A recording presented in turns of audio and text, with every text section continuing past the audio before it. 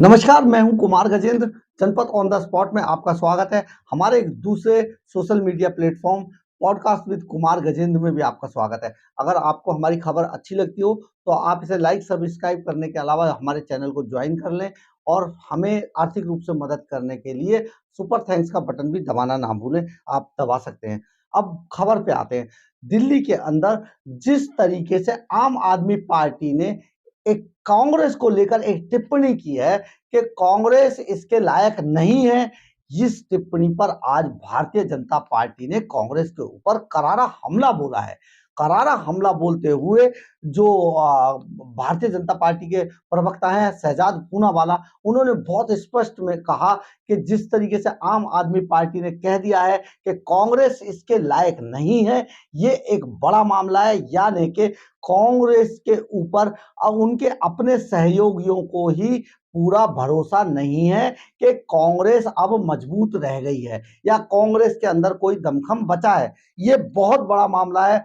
शहजाद पूनावाला ने इस पर बाकायदा टिप्पणी करते हुए बहुत गंभीर टिप्पणी की है कांग्रेस के ऊपर। और कांग्रेस की हालत सचमुच ऐसी हो भी गई है कि कांग्रेस गठबंधन की बात करती है, लेकिन केजरीवाल जैसा आदमी भी, जिसकी पार्टी का कोई वजूद नहीं है और वो मुफ्त की रेवड़ियां बांट बांट कर यहां तक पहुंचे हैं, इसके अलावा बंद कर दें तो कल उनकी पार्टी की कोई हैसियत बचेगी नहीं। इसके बावजूद समझिए कांग्रेस जैसी इतनी मजबूत पार्टी जिसने 60 साल देश के ऊपर राज किया है, वो पार्टी के लिए कल की जो पार्टी है वो आज इस तरीके की टिप्पणी कर रही है कि कांग्रेस इसके लायक नहीं है, यानी कि एक सीट के ही लायक है। दरअसल है क्या कि आम आदमी पार्टी ने कांग्रेस को दिल्ली के अंदर 7 लोकसभा सीटों में से केवल एक सीट देने का जो निर्णय लिया है और आम आदमी पार्टी ने बहुत स्पष्ट रूप से कह दिया है कि हम केवल आपको एक ही सीट दे सकते हैं, इससे आगे नहीं देंगे।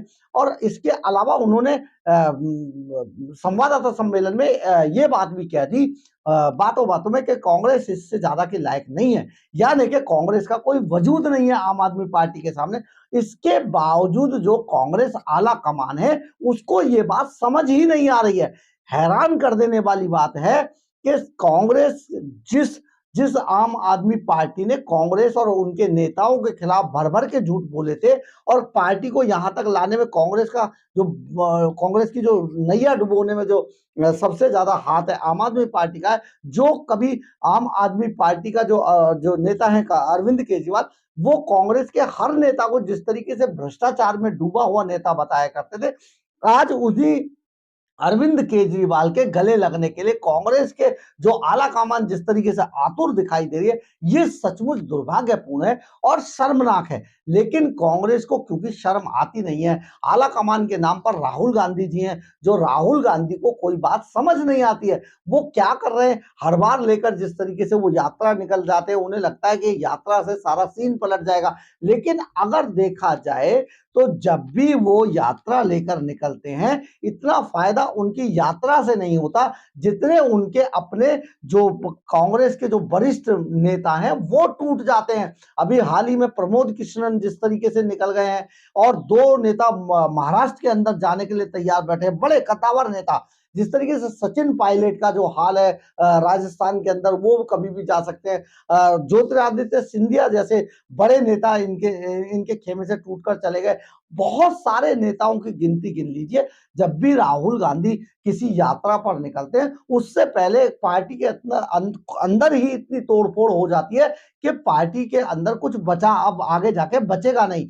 हम आपको ये भी बता देते हैं, आम आदमी पार्टी ने एक कदम और बढ़ाते हुए जिस तरीके से कांग्रेस को बेइज्जत किया, लज्जित किया है, कांग्रेस को यह बात समझ नहीं आ रही है कि कांग्रेस ने आम आदमी पार्टी ने गुजरात की 2 सीटों पर और गोवा की 1 सीट पर अपने उम्मीदवारों की भी घोषणा कर दी है। यहां पर जो उम्मीदवार उतारे गए, कांग्रेस से इसके बारे में पूछा भी नहीं गया है और कांग्रेस को बिना पूछे, बिना किसी डिस्कशन के आम आदमी पार्टी ने अपने उम्मीदवारों की घोषणा कर दी है।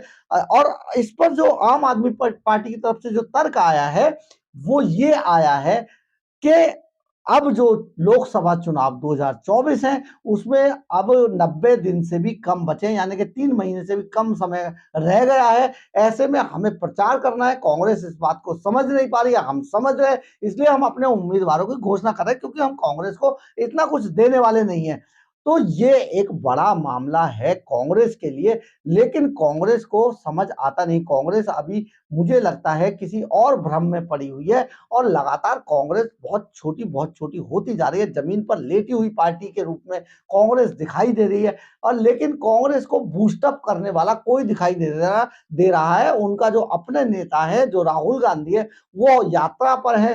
प्रियंका गांधी ध्यान नहीं दे रही है, सोनिया गांधी की एज अलाउ नहीं कर रही है।